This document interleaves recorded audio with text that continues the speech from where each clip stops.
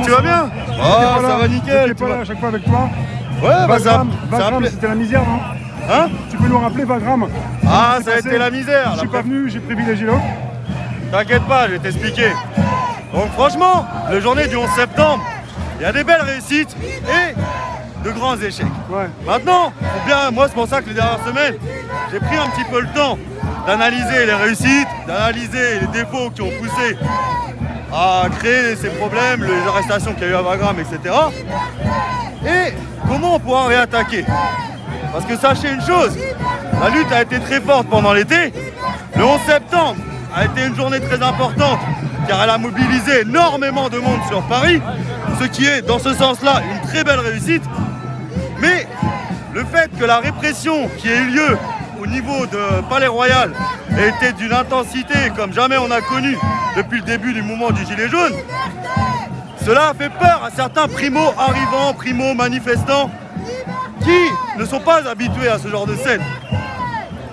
Il faut savoir une chose, la préfecture a bien joué son jeu pour essayer de faire peur à ces nouveaux manifestants qui grossissaient les rangs de la révolte qui naît chaque jour en France. On ne lâche rien et on ne lâchera rien. Comme je vous ai dit, il y a eu de belles réussites ce 11 septembre et des erreurs que nous devrons corriger. Moi dans la vie, soit je gagne, soit j'apprends. J'ai rien gagné ce jour-là, mais j'ai énormément appris. Les jeux de la préfecture que j'ai découverts, je ne me ferai plus tromper de cette manière. Merci de nous apprendre par vos pièges et vos jeux. Tu étais déclarant? J'étais co-déclarant et j'ai été arrêté à 10h15 le matin alors que j'étais sur le lieu de la déclaration et sur le motif que, en tant que déclarant, je n'avais pas à être sur le lieu de la déclaration. Ah bon? Motif 100% illégal. D'où le fait que j'ai été relâché le soir à 21h. On ne lâchera rien.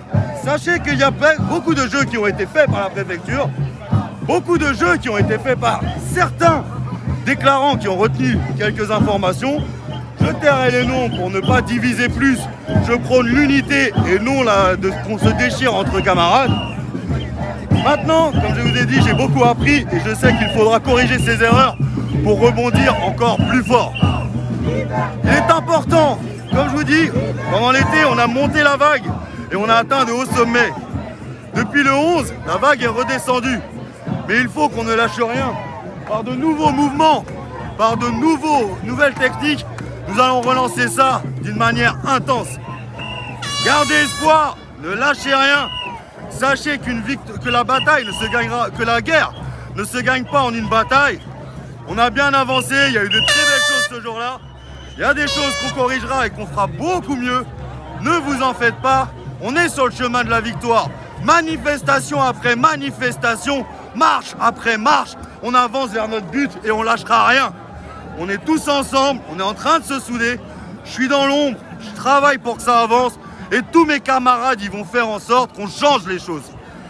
Vous inquiétez pas, de belles choses arriveront, on ne lâchera rien jusqu'à notre victoire et jusqu'à ce qu'on reprenne nos droits, nos libertés et nos valeurs qui sont pour nous fondamentales. On lâchera rien, respect à tous, force à chacun. Et il y aura des belles surprises les prochaines semaines, vous en faites pas. Merci Mehdi. Merci à toi Rémi, bonne journée, bonne manifestation. Merci.